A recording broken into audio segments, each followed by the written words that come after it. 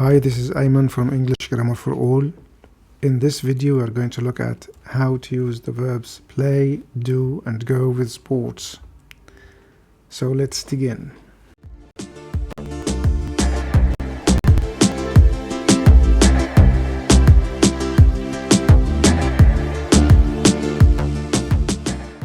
We use the verb play with team sports and ball sports.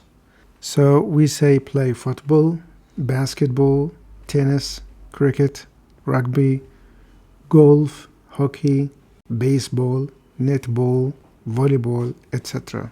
But note here we say play badminton. For example, the boys always play football in the park.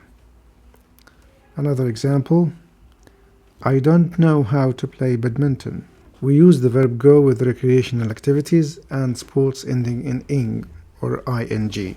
We say go cycling, swimming, running, jogging, walking, dancing, sailing, horse riding, skiing, hiking, camping, etc. Note here that we say go bowling. For example, we often go surfing in the sea. Example number 2, a lot of people like to go swimming in the summer. Thirdly, we use do with individual sports, not ending in ing or ing. We say do gymnastics, karate, judo, aerobics, athletics, yoga, etc. For example, my sister enjoys doing aerobics.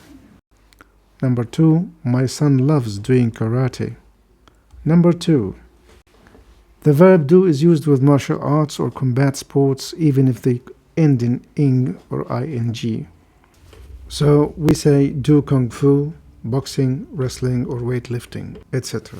For example, when I was young, I used to do weightlifting. Example number 2, Alex is going to do wrestling this year. Thank you very much for watching.